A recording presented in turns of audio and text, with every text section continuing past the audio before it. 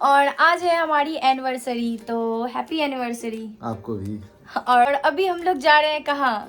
अभी जा रहे हैं हम लोग काल भैरव, वहाँ दर्शन करेंगे, उसके बाद काशी विश्वनाथ जाएंगे। उसके बाद बाबा भोलेनाथ का दर्शन करेंगे। तो चलिए चलते हैं। और हम लोग रेडी हो चुके हैं और मैंने भी मरून पहना है और इन्होंने भी मरून, सेम सेम आउटफिट हम लोगों ने पहना है आज। तो चले। तो बनारस में ये हमारा सेकेंड डे था और आज थी हमारी एनिवर्सरी। और एनिवर्सरी पे हम लोग आए थे बनारस घूमने के लिए, स्पेशली भगवान भोलेनाथ जी का दर्शन करने के लिए।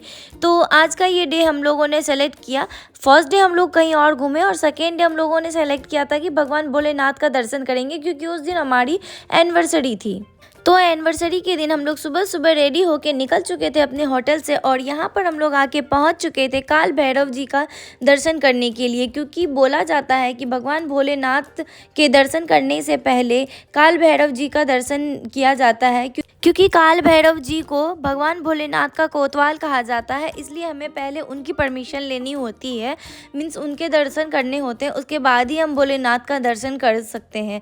तो इसलिए सुबह सुबह हम लोग रेडी होके आ चुके थे भगवान काल भैरव के दर्शन करने के लिए। और यहाँ पे तो इतनी भीड़ थी कि मैं क्या ही बताऊँ। मंदिर पहुँचते ही पहले हम लोगों ने प्रसाद लिया और यहाँ पे ही हम लोगों ने अपने जूते चप्पल उतार के रख दिए और फूल की माला ली।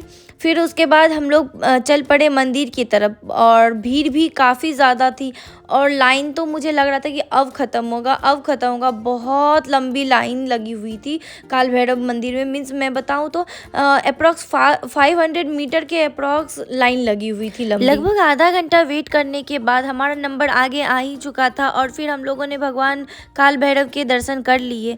उसके बाद काल भैरव के सामने ही अपोजिट में एक गली जाती, उसी गली में एक भोलेनाथ जी का मंदिर है और मंदिर के अंदर ही एक कुआं है और जिसका नाम है धन्वंतरी कूप। और माना जाता है कि इसका जल पीने से जो लोग किसी कष्ट में रहते हैं, किसी पीड़ा में रहते हैं, उनकी कष्ट दूर हो जाती है। जैसे कि कुछ बीमारी वगैरह सब कुछ भी छोटा मोटा कुछ इशू रहा तो ये जल पीने से ना वो दूर हो जाते हैं। ये 5 कुओं का जल एक कुआं में आता है। तो यहाँ पे हम लोगों ने भी वो जल लिया और बॉटल में फिल करके फिर हम लोगों ने भी वो जल पिया। और फिर काल भैरव जी का दर्शन करने के बाद और भगवान भोलेनाथ के दर्शन करने के बाद हम लोग आ गए थे विश्वनाथ जी का दर्शन करने के लिए। और हम लोग विश्वनाथ जी के दर्शन तो किए, बट वहाँ पे आप लोगों को पता होगा कि फ़ोन अलाउड नहीं है। मीन्स फ़ोन, पर्स, मतलब कुछ भी अंदर नहीं ले जा सकते हैं। एक लॉकर दिया जाता है भगवान भोलेनाथ के मंदिर के बाहर। गवर्नमेंट लॉकर भी है और प्राइवेट लॉकर भी है। तो गवर्नमेंट लॉकर के कोई चार्जेस नहीं है और प्राइवेट लॉकर के भी बोलते हैं लोग कोई चार्जेस नहीं है, बट वहाँ से हमें प्रसाद वगैरह सब खरीदना होता है, तभी वो लॉकर हम यूज़ कर सकते हैं। तो फ़ोन वगैरह ले जाना अंदर तो अलाउड नहीं था, तो इसलिए हम लोगों ने अपना फ़ोन लॉकर में ही रख दिया और फिर भगवान भोलेनाथ जी के दर्शन करने के लिए हम लोग मंदिर में चले गए। और भगवान भोलेनाथ का दर्शन करने के बाद काफ़ी लेट हो चुका था हमें, मीन्स अप्रॉक्स 2 बज चुके थे। तो भूख तो बहुत तेज़ की लग चुकी थी हमें। तो फिर मंदिर से बाहर आने के बाद बाहर स्ट्रीट फूड्स के स्टॉल्स लगे हुए थे, तो हम लोगों ने कुछ स्ट्रीट फूड ट्राई किया।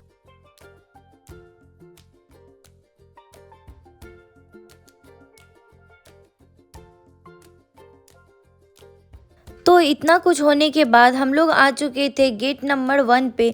ये जो आपको दिख रहा है ये कॉरिडोर है, ये गेट नंबर 1 है। यहाँ पे हम लोग फ़ोन लेके जा सकते हैं अपना, यहाँ पे फ़ोन अलाउड है। यहाँ पे फ़ोटोज़ वगैरह सब क्लिक करवा सकते हैं, वीडियो बना सकते हैं, जो भी करना हो। क्योंकि ये गेट के अंदर मोबाइल ले जाना अलाउड नहीं है, बट गेट के बाहर तो फ़ोटोज़ वगैरह क्लिक कर सकते हैं। तो इसलिए हम लोग यहाँ पे आ गए थे और थोड़ी वीडियोज़ ली हमने और थोड़े बहुत फ़ोटोज़ वगैरह सब क्लिक करवाए, बिकॉज़ मेमोरी तो थोड़ी चाहिए ही जो कि कैप्चर की जा सके और उसको बाद में हम देख के फिर याद कर सके। और यहाँ पर गेट नंबर 1 मीन्स कॉरिडोर के पास भी बहुत सारे शॉप्स अवेलेबल थे। वहाँ पर भी प्रसाद और मिठाइयाँ मिल रही थी और वहाँ पर भी लॉकर था और वहाँ पर भी फूड के बहुत सारे आइटम्स मिल रहे थे। और ये काफ़ी स्पेशियस था और इससे ही कनेक्टेड एक घाट जाता है जो सीधे है, बट मैं घाट का नाम तो याद नहीं है मुझे, मैं भूल गई हूँ, बट वो सीधे घाट की तरफ जाता है और फिर उससे ही सारा घाट कनेक्टेड है।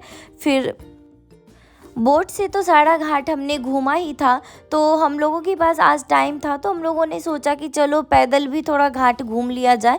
तो हम लोग फिर सारा घाट घूमने लगे, जो भी नज़दीक वाला घाट था, जो भी पॉसिबल था, हम लोग धीरे धीरे सारा घाट घूमे। काफ़ी अच्छा और एकदम शांत माहौल था, काफ़ी सुकून मिल रहा था यहाँ घाट के किनारे आके, बहुत अच्छा लग रहा था। घाट पर घूमते घूमते एक बार फिर से हम लोग पहुंच गए थे यहाँ पे दशाश्वमेध घाट पर। कल हम लोग दशाश्वमेध घाट पे आए ही थे और फिर आज हम लोग आ गए थे दशाश्वमेध घाट पर। मीन्स काफ़ी अच्छा लग रहा था यहाँ पे। और अभी का जो टाइम है वो दोपहर का 3 या 4 बज रहा था और अभी से ही देख रहे हैं सब लोग सीट रिज़र्व करके आगे में बैठ चुके थे शाम की आरती के लिए। और शाम की आरती होने वाली थी 6:30 बजे, बट सब लोगों ने यहाँ 3 या 4 बजे ही सीट रिज़र्व कर लिया था क्योंकि काफ़ी भीड़ हो जाती है। शाम की आरती देखने के बाद हम लोग चले गए अपने होटल पे। हम लोगों ने चेंज किया, फिर हम लोग डिनर करने के लिए आ गए थे यहाँ पे। डिनर करने के बाद आ गई थी हम लोगों के एनिवर्सरी सेलिब्रेशन के टाइम की बारी। और ये शाम का टाइम है जब हम लोगों ने अपना एनिवर्सरी सेलिब्रेट किया था अपने होटल में। यूट्यूब के लिए तो मैं क्लिप नहीं रिकॉर्ड कर पाई एनिवर्सरी का, बट जो मैंने शॉर्ट्स लिए थे उसी को मैंने यहाँ पे ऐड किया है, जो कि शाम में हम लोगों ने अपना एनिवर्सरी सेलिब्रेट किया था। तो एनिवर्सरी वाला डे हमारा कुछ ऐसा रहा कि सुबह में हम लोगों ने भगवान भोलेनाथ जी के दर्शन किए और शाम में हम लोगों ने अपने होटल में केक कटिंग करके सेलिब्रेट किया। तो एनिवर्सरी का डे हमारा कुछ ऐसा स्पेशल रहा। ये हमारी फर्स्ट एनिवर्सरी थी जो कि काफ़ी स्पेशल रहा हम लोगों के लिए। मुझे तो बहुत अच्छा लगा, मैंने तो बहुत स्पेशल फील किया। और फिर एनिवर्सरी सेलिब्रेट करने के बाद उसी दिन लेट नाइट हमारी ट्रेन थी जो कि पंडित दीनदयाल उपाध्याय जंक्शन से थी। तो हम लोगों ने अपने होटल में चेकआउट कर लिया एनिवर्सरी सेलिब्रेशन के बाद और हम लोग निकल गए ऑटो से पंडित दीनदयाल उपाध्याय स्टेशन से, क्योंकि हमारी ट्रेन वाराणसी से नहीं थी इसलिए हमें वहाँ जाना था। तो हम लोगों ने चेकआउट करके वहाँ के लिए निकल गए थे। और फिर थोड़ी ही देर बाद हम लोग स्टेशन पहुंच चुके थे। हम लोगों की ट्रेन में टाइम था, मीन्स 1 घंटा डिले थी हमारी ट्रेन। तो हम लोगों ने सोचा कि चलो बाहर ही कुछ खाना खा लिया जाए, बिकॉज़ ट्रेन में चढ़ने के बाद फिर खाना मिलता कि नहीं मिलता और ट्रेन का खाना कैसा रहता है ये तो सबको ही पता है। तो ट्रेन का खाना तो खाया नहीं जाता है, तो इसलिए हम लोग बाहर आ गए थे यहाँ पे डिनर करने के लिए। हम लोगों ने पहले डिनर किया, फिर थोड़ी देर बाद हम लोगों ने सोचा चलो चाय पीते हैं। तो फिर यहाँ पे हम लोगों ने चाय पिया, उसके बाद हम लोग चले गए स्टेशन। तो ऐसा ही रहा हमारा वाराणसी में सफ़र और काफ़ी अच्छा रहा। तो आई होप कि आप लोगों को ये व्लॉग अच्छा लगा होगा, और अच्छा लगा होगा तो प्लीज़ एक लाइक, एक कमेंट, एक शेयर ज़रूर कीजिएगा। मिलते हैं नेक्स्ट व्लॉग में, तब तक के लिए टाटा बाय बाय।